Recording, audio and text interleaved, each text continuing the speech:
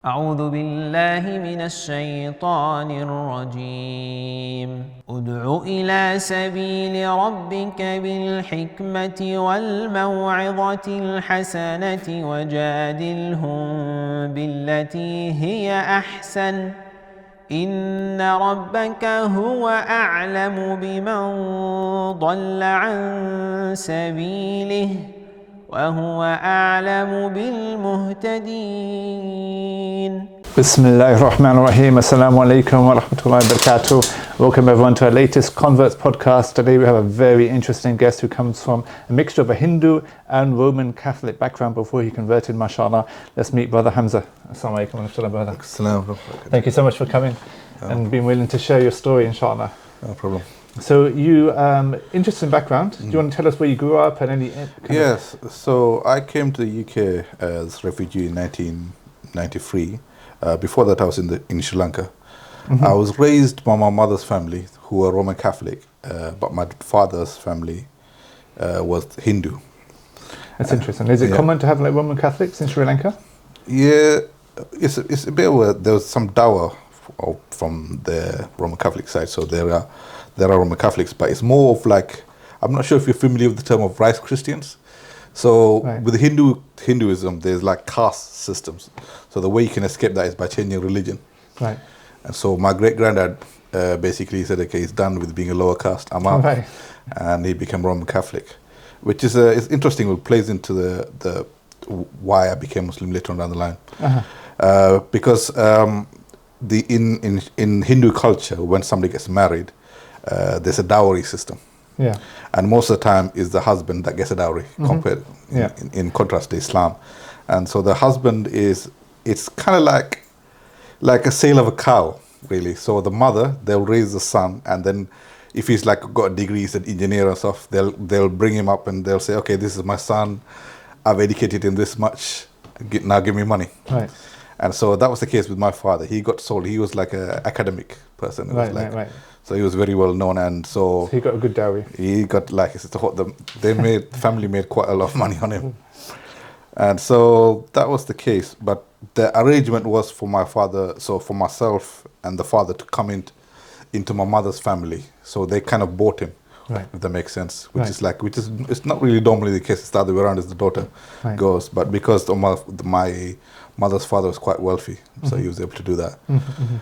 So I was raised in Sri Lanka. Then we came to UK, and first of all I came and I was in Brent, living in Brent for about 10 years. Right. It's interesting times, and this was around, I guess, like, when you're a child and then you start developing your mind and you start thinking. And so because I was raised very religiously, like, in Sri Lanka we get waken up at 4 o'clock in the morning, they throw the cold water from the well, and it's freezing, and then you're awake. You go to the church, so it's a religious atmosphere. It's like in terms of culture, we would go to church regularly. At that time in the morning, at 4 o'clock in the morning. Yeah, yes, because here in the UK it's a bit weird because we have that daylight saving back and forth. Right. But in Sri Lanka it's like not so much. You can wake up, crack of dawn, you're in the church. There's a ceremonies, like even there's extra ceremonies like that you wouldn't get for Easter. They will go and they'll stay in mass from night to the morning, with candles and stuff like that. It's like it's very interesting if you look at Roman Catholicism, because they don't really have a set practice. They have a belief, but the practice varies. So if you go to Philippines, the practice of the Roman Catholics in Philippines it'll be varied to how they are in Sri Lanka. Yeah. And so it's a custom of the people. Mm-hmm. And so I was raised in a religious manner, and then when I came to the UK, it was quite shocking because here the religion wasn't so serious, and also the secondary thing is I was very much alone. Right. That makes sense. Like it was like usually the immigrants, when they come to the country, they will go to a place where there's other immigrants from the same background. Yeah. So for myself, I was like this one Sri Lankan, Somalians and Indians over here, and just myself, like this solo. So I spent a lot of time just by myself, and one of the things I really used to do was read the Bible. Mm-hmm. Quite extensively, and as a child you would read it, but then as your brain develops, it becomes like you can see the conflicts. Mm-hmm. Like, so I would read the Old Testament, and there's It always speaks about from a point of view of God being powerful. He's always one. He speaks of himself with power and majesty. Sure. And then you go to the New Testament, it's like some hippie guy walking around, and it's like, what's the complete contrast? And so it's like, that was when I first started getting like doubts, and I was thinking, okay, something doesn't quite make sense here. Why is it? What age is this when you're getting these doubts? I would say around 9, 10-ish. Oh wow, so you're quite interested in religion at a very young age. So this is from, I guess it's something that's instilled from my father. My father was he used to read quite a bit. Like he would have books on vast topics, and even he used to buy me, like he would, before the internet, you'd usually, when we walk past markets and stuff, there's always some books. So my father would always pick up books for me, and I had a whole collection, even when I was young. So like, and also I'm an introverted person, and I spend a lot of time thinking. So it's like it kind of goes into my nature. Right. So I was just looking at it, and I was like, okay, this doesn't really make sense to me, because like what I saw is like, here you're Israel, your God is one, the first commandment. But then it's like, God is three in one. It's like there's a complete difference between these two. Sure. And then the second thing is like, don't make imagery of your God. Yeah. And if you go to any church, it's just even before you go to the church, it's just gargoyles, and inside is like pictures of some random blokes, and like they're saints, and then with candles, and it's like, well, especially in the Roman Catholic tradition. Yeah. So I was just extremely baffled. So I started going to church more. When did my communion, and was spending a lot of time with the priests and stuff, and it's like Roman Catholic churches in England. Yeah. Right. Okay. So it didn't really make the doubts go away. It just made it more compounded. And I remember one day was quite comical for me. I went to Sunday Mass, where he had the Mass, and afterwards, people always go to the back of the church. It's like there's the church. There's like a huge wall, and I was always wondering, like, why are they going there? Like, what's happening? Because I usually go home, so I decided to follow them up, and it's like they go, and what I see is a pub. The priest who was delivering the sermon is in the back of the pub pouring a pint for the people. I was thinking to myself, okay, I was completely baffled, because. And I was like, okay, maybe they're Irish, but it's like, that's why I might be racist. Right. So that was the case for me until I can't remember when or why, but suddenly it's like there was a point when I just stopped believing, in God. Was there, you also had a Hindu influence, was there any interest in that aspect of your upbringing? So it's very interesting, because Sri Lanka is a Buddhist country. Yeah. With Hindus and Catholics. And some Pentecostal Christians. So I was exposed to quite a variety of ideas from even when I was young. So in terms of like Hindus, it's really hard to speak about them, because it's like, so there's the first book from the Hindus that I read was basically, there's a story. So a king, he goes hunting. That's how the story starts off. Yeah. He goes hunting, and he sees a deer, and he shoots the deer. Right. But it's not a deer. The deer turns into a man. Right. He was a druid. Right. And he was at the time was having relations with his wife. Right. In a deer form. Right. And the druid cursed the king, saying, okay, next time you romance your wife, you're going to die. Right. So when the king went back home, he was like, okay, what am I going to do? I'm a king, I need to have sons. Right. And the wife goes, okay, don't worry about this. I got this. Long time ago, there was a magician that came, and he gave me this spell. If I speak the spell, I can summon the entities of the celestial entities, and I can have a child with them. So she has 5 sons from each of the planets. So like the sun, and then the planets. Right. I read that, and I was like, yeah, I'm out. It's a bit mythical. Yeah, mythical. I'm out, because suddenly I was like, okay, this is like. It's extremely pagan. Yeah. So if you're in that culture, then that seems normal. God's having sons and stuff. But when you're outside of it, from a monastic point of view, it's just like, okay, this sounds ludicrous. Yeah. So even though there's the part of me that's, because my father was Hindu, I still had that draw to it. I was like, okay, sure. I had no real thing for it. So So I became an atheist, and so this was around the time I finished my GCSEs. Right. So I went to college, and then college suddenly everybody said, okay, let's go down to the club and get drunk and stuff like that. I was like, okay, why not? Yeah. So I was with the people going to clubs and such, but it was a strange experience for me because beforehand I was told this is pleasure. Yeah. This is supposed to be like what makes me happy, and I'm there. The music's loud, and I was like, okay, I can't even speak to anybody. And even though I was in that environment, I was still myself culturally, in the sense that I was not looking to fornicate. I was trying to find a wife. Right. And in the club. And everybody else was just like drunk. So I was like looking and I said, okay, it doesn't really make any sense to me. Yeah. Because I can't say, oh, this drunk girl here, I'm going to take her. I'm going to take her to mom. Because in my culture, the wife is very important. When she comes into the house, one of the ceremonies was like they have candles, and she lights candles to showcase, okay, she's the light of the house, the next generation. Right, interesting. And I'm looking at the women there, they're drunk, and it's like, okay, they don't, none of this. Right, not going to be the light of my house. Not going to be that. Yeah. So I was doing that, and it's like I was doing that for about a year or so, and after a while I got to a point where I was like, okay, what am I doing with my life? Because I would work part-time to get some money so I could get drunk on a Friday and hate myself on a Sunday morning to wake up, and I'd do that loop. Yeah. And I was like, okay, I'm doing the loop, and I'm looking at myself from the top view, and I'm like, okay, if this is my life, like there's no real point living, because it's just like a perpetual cycle. There's no real, I'm not going anywhere. Yeah. So around the time I became very suicidal, because I was thinking, all right, if I'm going to do this, like, what's the point of me dying now and dying later? Right. So, as I said before, like I've spent too much time in my head thinking about it. So I was thinking about that for a while. Then I came across a story of a teenage girl being molested by a stepfather from Japan. And I was very angry with the story. And like it was the first time I felt that kind of rage.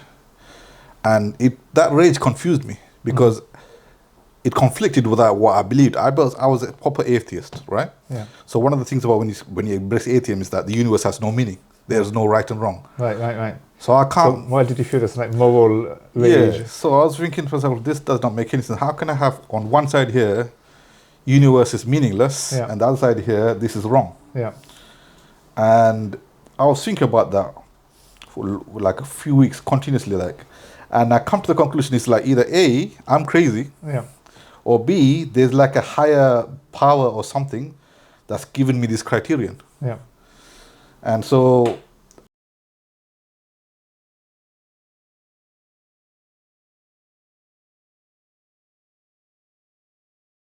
then I came back to sort of like, you can say, theism. So that's when I started searching. But on the outside, you would not see any of this. Yeah. Like this is all happening in my head. Yeah, for sure. So I was searching, and I went back to Christianity and looked through it, and I was like, okay, no, this is not going to happen because I have the same issues. Looked at Hinduism again with the king and the stuff. I was like, okay, that's a madness. And I was going through every religion, checking one by one. And Islam at the time was not even on my window. It was not even a consideration for me. Yeah. So I was going through that cycle, and one day I was extremely drunk to the point where I couldn't walk, so I had to call a cab. And I'm in the back of the cab and just trying to stay awake. And the cab driver is taking me home, and he's telling me, like, I'm just having a conversation, and he's telling me about Islam. I was like, oh yeah, I forgot you guys exist. So, and I gave him £1 tip at the time. £1 was like quite a bit back in the day. Nowadays it's like nothing. Yes, I got £1 tip. I went at the time, so I went into class, and at the time I made like good friends with two people, and that was the day when I actually noticed they were Muslim. Like beforehand, I didn't even recognize it, because they went to pray, and I said, "Oh yeah, you guys are Muslim," and I said, "Okay, like tell me about your religion and stuff. Like, what's up? Give me some information, because right now all I know is that you guys pray 5 times a day and you got 4 wives." Yeah.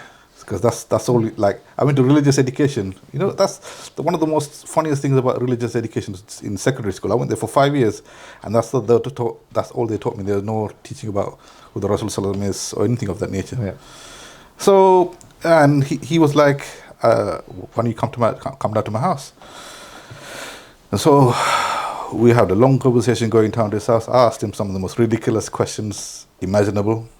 Thinking back now, it's quite embarrassing. And at the end of it, he said, "Okay, why don't you become Muslim?" And at the time, I was like, "Why not?"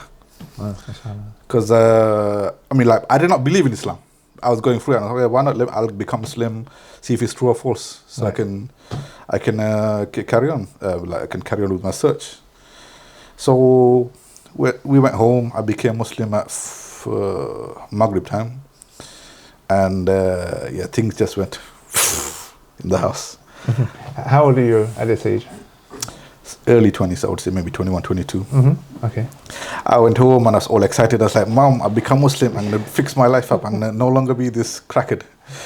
And suddenly, no, things did not go. Yeah. I was thinking there's going to be like a happy moment of almost like with the homosexuals, they're coming out and there's like all celebration. I was imagining that in my head. But no, the complete opposite. Suddenly I'm getting phone calls from people, "Are you going to blow things up now?" And all this stuff. And it's like my mom was crying because she was saying, "Okay, I've lost you. You can't be buried next to me."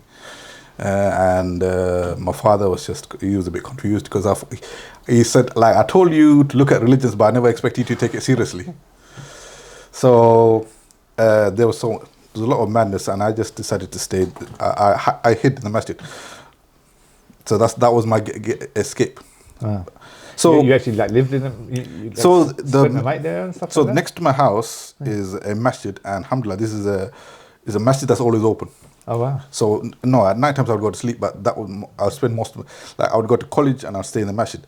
But going back to the night when my mother was like all the madness happened, and so I felt like I'd done something really bad because it's like first time I'm seeing my mother this emotional. Right. So I'm lying in bed and I can't go to sleep because just thinking like there's so much pressure from it. Yeah. And suddenly I drifted. It's like almost like, it's really hard to say because I was not sleeping. Yeah. But I was in a state of like I was sleeping, and I was in this black, like if you're in space. Right. I was just in this blackness everywhere, and I was seeing colors and like I never saw before in my life, and it was like it's hard to describe different colors. And I look over here and I see Mary come to me. Wow. And then I see Jesus, and I was like, it's coming to me, and I was like, okay, I messed up. Right. And Jesus goes to me, "How could you abandon me?" Mm-hmm. And Mary looks at me and goes, "How could you abandon the religion of your forefathers?" Mm-hmm. And they're just saying this continuously until I woke up for Fajr. And I had to do like a Metal Gear Solid of sneaking out the house to go pray Fajr that day. Because it was still interesting. And I was having conversations with people, but I could not, my thoughts was literally repeating what they said to me. And I couldn't think of anything. I was like, all I was thinking was how could I abandon the religion of my forefathers? How could I abandon Jesus? And I was thinking about this all the way up to about 12 o'clock when I started to be able to make my own thoughts. Yeah. And I became extremely confused by their statements. Yeah. Because first thing is like Jesus saying, how could I abandon him? Yeah. I was like, where was you 6 years ago when I was praying for guidance? Like, what? Right. Because on the outwardly thing, there's no evidence that I became an atheist or anything of the nature. It's just like, I just prayed less or didn't go to church. Right. So I was like, okay, Jesus saying to me, how could you abandon? I was like, where was you 6 years ago? That's confusing. Right. The other thing was Mary saying, how could you abandon the religion of your forefathers? Which is like, that's not really something you can say to me, because my father abandoned Christianity, my father abandoned his Hinduism for money, right, and my grandfather became Catholic for rice. Right. So it's not like I've got some heritage of these are some Hindu priests and I'm now abandoning them. Right. So I was like, what is going on here? And I went home, and there was more drama. I said, okay, forget this. I'm going to go stay in the masjid. And I was there, we prayed, and everybody left. I was just sitting there. And I was looking, I was very bored at the time, so I was looking at the books. And it's a Turkish masjid, so all of the books was in Turkish, except for one book that was in English. I don't know what the book was. But I picked it up and flipped through it, and it's like it was a book of, now I'm recognized it's a book of hadith, but I didn't know back in the day. I did not know what it was. I was like reading through it, and it's like I read the first page, and it says, and when the son of like Adam accepts Islam, the shaitan will come to him and ask him, tell him, how could you abandon the religion of your forefathers? Right. I was like, it's right here. Right. The guy exposed himself. Right. Like, he gave me dawah. And so I was like, all right, Islam is true. And so, okay, then it's like, okay, so if this is true, then I spoke to my friends, I was like, teach me more.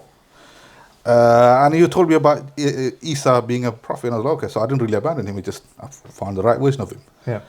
And so that was it for me. Like, it was like, you know, when you're in the eye of a storm, but you have guidance now. Yeah. So regardless of what madness happened or whatever happened, it's like, okay, I got the truth, I'm holding on to it, and I'm getting through this. And so that became kind of my thing for the next few years. It was like it's like chapters, to tell you the truth. Before I became Muslim, I thought my life was challenging. Mm-hmm. And suddenly, chapter 2, difficulty goes up. It increased. What difficulties did you face? Apart from the initial family reaction that you mentioned. It was, so that was the case. And it was not just it was continuous. Right. Because it would be, I would try to practice the religion, but it would be conflicting with the family. There's issues with myself being the only child, so I could not just walk away from the family. Yeah. So I would stay in the madness while trying to keep my sanity, while trying to keep the salahs and the ibadah going. It was a rough time in the sense of now I don't remember it like that. Now I feel it like, okay, that was my trial, but when I was going through it, I was barely keeping my sanity together at the time because of the pressure, the psychological pressure I was feeling. Yeah. And that was the case for a while. So I had some good brothers. It's really funny because these brothers that gave me dawah, we became very close friends, and we set up youth clubs, and we hang around together quite a bit. It was interesting in the sense that they were going off the deen and coming back at the time when I became Muslim. So all of us, we became very strong together. Mm-hmm. So it's like they'll do something and I'll be like, okay, that's going against the deen and such. I remember there's one really funny bit that is a bit embarrassing. So we wanted to go see Matrix 2 when it came out, right. But it was conflicting with the Salah. So we went to the Imam and we asked him, can we make our own Jamaat so we can go see the movie on time? And the Imam was like, yeah, you can't have a primary, you can't have the first Jamaat in the masjid, you guys go pray in the kitchen. And I was thinking to myself, it seems ludicrous now, but at the same time, alhamdulillah, we had the insight of we should actually pray and not miss the salah and watch the movie. Yeah. So and praying Jamaat in the mosque. Yeah. So it's like, okay, we were suspect people, but we're getting there. We're getting there. Yeah. And alhamdulillah, from that we just moved on. All of us moved on from that. So that was the case for myself. It was just, I guess the first struggles for myself was just trying to keep the religion, keeping on the deen while facing all the challenges. Yeah. And it was like a cycle for myself. Every time I got very close to Ramadan, I'd be like, okay, I'm done. I'm running away. I'm moving. I'm going away. Ramadan will come along, and I'll go to the Tarawih, and the Imam will be like, be dutiful to your parents. I was like, okay. And I would start the cycle again. And I was doing this for quite a while until one Ramadan I was like, okay, I'm done. I'm going to run away. An opportunity came for me. There was three brothers that were going to study in Egypt. Uh-huh. And one of the brothers stopped out. And I was like, okay, let me take that spot. Yeah. So I jumped in with them and I went to Egypt. Right. So I was there, and when I was there, one of the people I was staying with, he's a sheikh now, so he's studying with a scholar, and the scholar looked at me and was like, okay, there's something wrong with this guy. I see some jinn issues with him. Mm-hmm. And so he started doing the ruqya on me, and it was became evident that there was some jinn issues. One of the funny stories is after I left that place, another brother came to my house, my room I was staying in, And he woke up, next day he went to the brother and he said, I had an interesting dream last night. I was sleeping and I looked up and there's two people looking at me. And they said to me, oh, this is the new guy. As in, so the jinns from the previous, that was affecting me were now, like, they're still there, like, oh, this is the new guy. So that when he told me, that was hilarious. It was like also when they were doing the ruqya, I could hear them. So one night the brother was doing ruqya on me, and I suddenly I hear somebody saying Umar, and I said, did somebody mention your name? I was like, no. I heard it. He said, yeah, that night I locked that door really tightly because he was like, it's a possibility of him or the sheikh. So it was interesting. And what happened was, my mother said she wanted to come down and see me. In Egypt? Yeah, in Egypt. And I was like, I want to run away. And so we had this opportunity to go Umrah. Right. And I said, okay, I'm jumping on that. So I'll try and skip. So when she's in Egypt, I'm away in Mecca. So so as soon as he landed, I ran away to Egypt. In Mecca. So I'm in Mecca, and it was a challenging time. For myself, I found where every Umrah is a jihad for me. And this time round, I went with a brother who had trouble sleeping. Mm-hmm. And I'm extremely like a heavy snorer. Right. So we would keep each other awake. So for like 10 days, like he would wake me up saying, you're snoring too loud. And he couldn't sleep, I couldn't sleep. And it was really, really challenging. Yeah. Like you can, be sleep deprived and such, was trying to do the ibadah. And it gave me time to reflect on a lot of things. Like one of the things is as a reaver is like you think of your parents and your family and you're like, all right, I'm Muslim, but they're not really going to be with me, like in Jannah. Yeah. And it's a truth that you don't really want to face. Yeah. So it was like I was making dua, and my friend said to me, if you go make dua where the Kaaba's door is, that is always accepted. Yeah. And this is the first time I'm hearing about it. So I ran and I made dua there, and I came back to him because he told me just like a few hours before we were going to leave. Yeah. And he was basically saying like he noticed that I was not because of the lack of sleep, I was not being the best of myself, and he was like, you're here, right. Fix up, this is the last day. Right. So he's one of those he's one of the blessings in my life. He always sends me messages when I'm not on point. That's nice. So I went there, I made dua, I came back, and he said, yeah man, you went to the wrong place. So we got the cab ready, I ran back and I found the right place, and I made a couple of duas, and like one of them was like I asked Allah to guide my mother and my father. Nice. And asked for like a wife that gets along well with my mother, and the fourth one I completely forgot.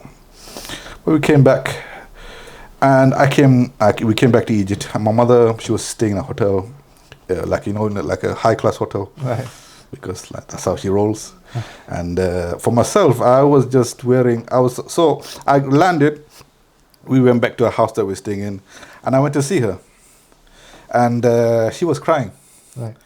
Because like it was really hilarious. Imagine like she's staying in for one of those 5-star hotels, and I'm walking in there like some phobe that's like it's old. My jacket's slightly ripped. I got lungi on underneath, and she's like, "What's wrong with you?" Right. Because like for me, I didn't it's not like I'm a zuhudi person, but it's like naturally I didn't care. I just jumped in her thing and went to see her. And so she was very emotional, like, because she's always been like she always taken care of me to like look nice and stuff like that. Yeah. And so that night I stayed with her. She booked her extra room, and it was the first time I was actually able to speak to her properly for some reason. Mm-hmm. Because I had a brother. He passed away day after he was born. Oh, wow. And so it affected my mother quite a bit, and even myself. Like, I could never really show her how it affected me, because like if you have parents from the third world, you'll notice that like in terms of they've been living in survival mode in Sri Lanka or in India or whatever. So they're not really that well when it comes to expressing emotion. So as a child of that person, it's like you have to be strong for them. Yeah. and carry their dreams and stuff like that. So she's never really seen me be emotional and stuff. But I was just speaking to her for the first time and saying, look, you know, like, he's not really dead. And I was telling her the story of the people of the ditch and the child that spoke, and for some reason I got very emotional. And like, she's probably the first time she's seen me emotional.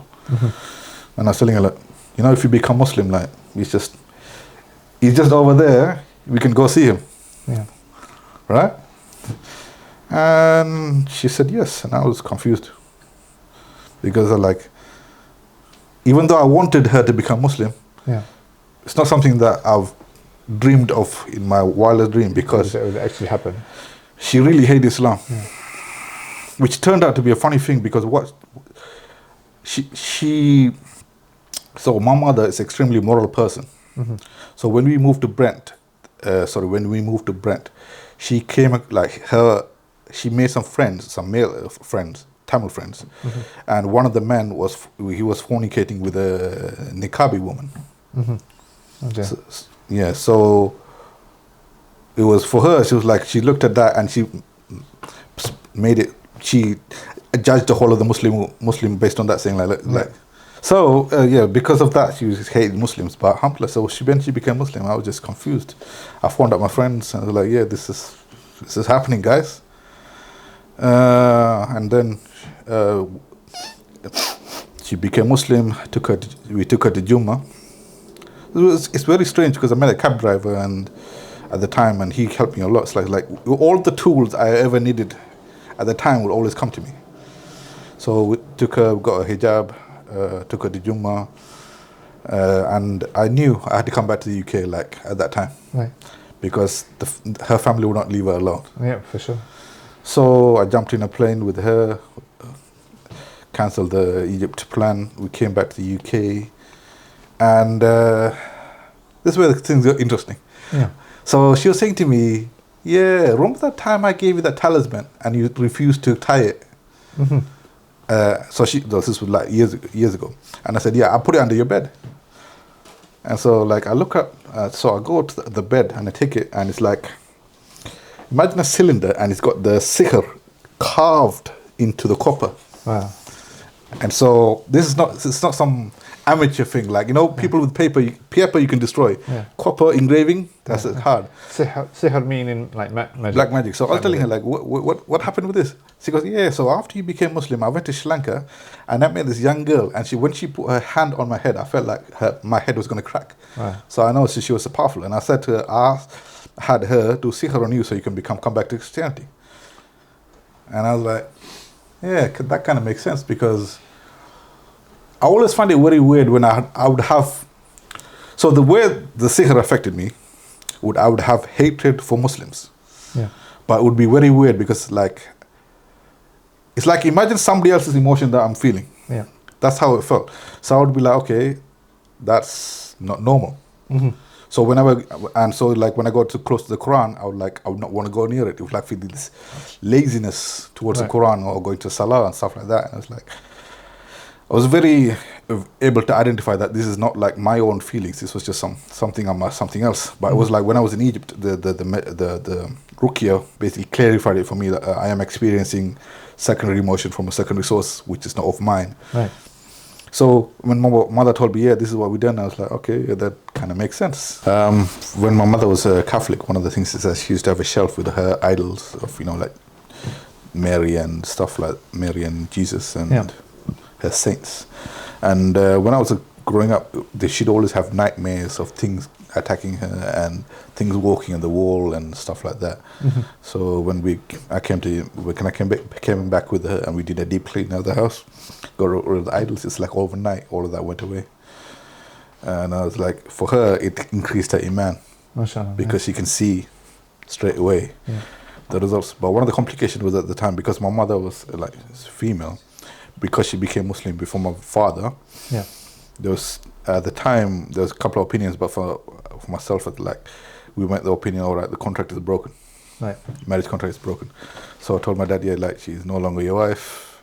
And I just told him she's no longer wife, and I was giving him dawah.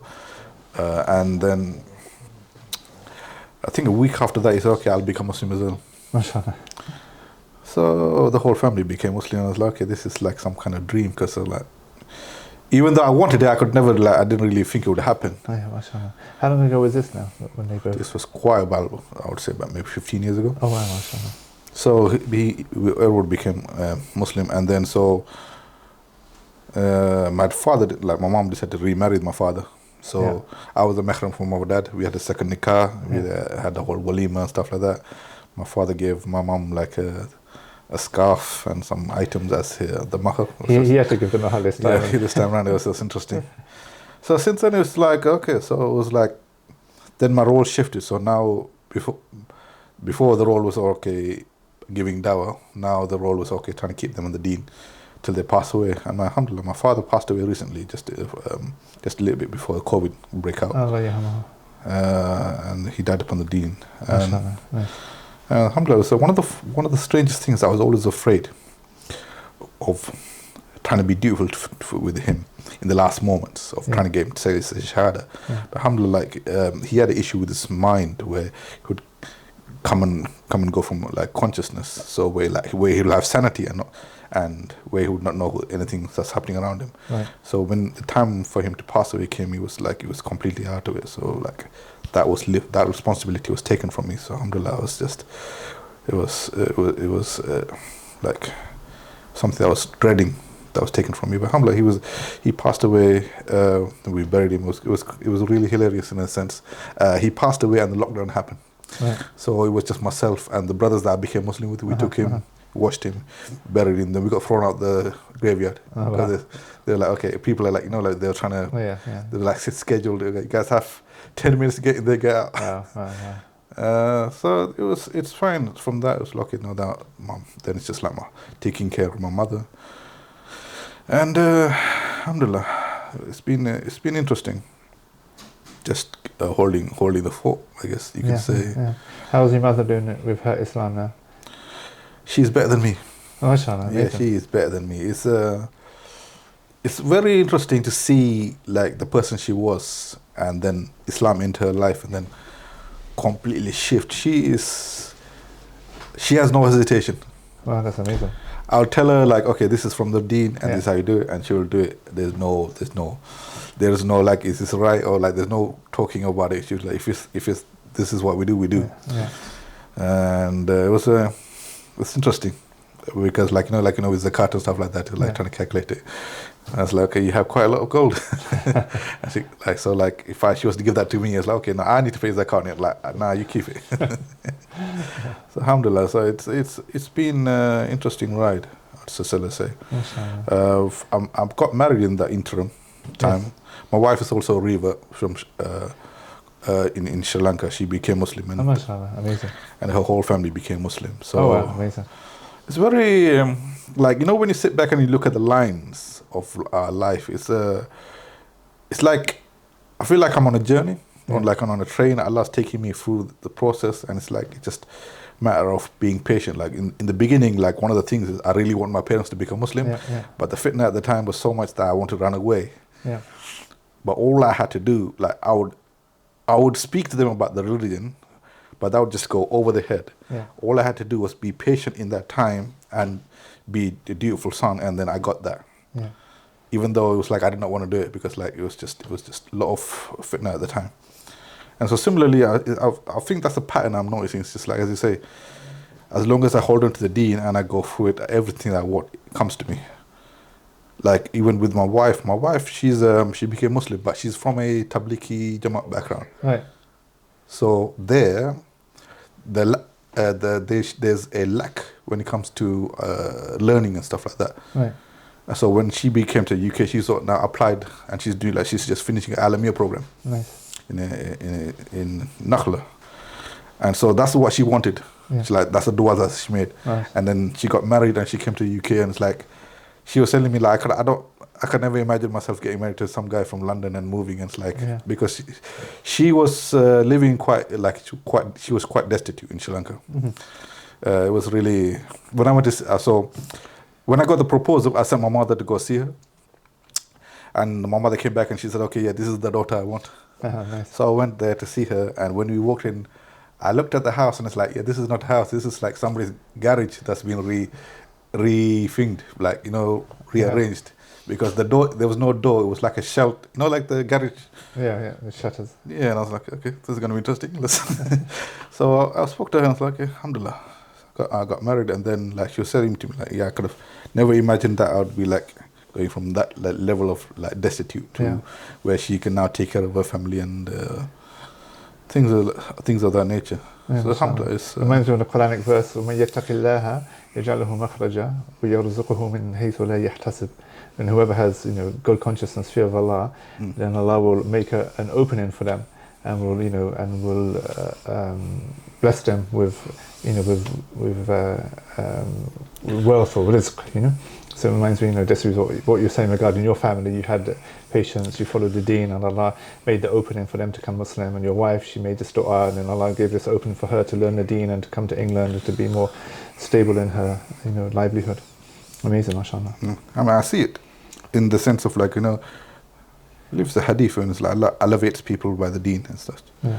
So like, there's a lot of jealousy on my in the wife's family, towards my wife's family, because people around them expected them to be poor. They expected them to marry like somebody from the UK and then have like the financial support where they can live comfortably. And they're like, okay, these guys, like even when my wife goes somewhere, when in Sri Lanka, they're like, oh, this person, you're supposed to be poor. You're supposed to be like this. Inshallah. So alhamdulillah, Allah provides. So that's life. And that's an amazing story, mashallah. Exactly. Hamza. What would you say, just in closing, for people who are watching, maybe from Hindu background, Christian background, who are maybe considering their own religious kind of cultural heritage, or looking into other religions, maybe considering Islam, they face cultural pressures to stay within their own particular cultural background or religious background? I think for myself, I've noticed a theme between all reverts is that before they become Muslim, there's also a pursuit of truth. Yeah. And that's the only thing you can truly pursue, in the sense of, like, even myself, when I was looking at the different religions, I felt that anxiety towards, all right, should I abandon what I'm doing now for something else? But if you have to be true to yourself. So that's all I can say in that sense. Like, it's not going to be smooth sailing. Yeah. That's guaranteed. Yeah. There'll be trouble. Yeah. But it'll be worth it. Nice. That's a nice note to finish on. Jazakumullah khair, Brother Hamza. Fantastic. Thank you for sharing your story, inshallah.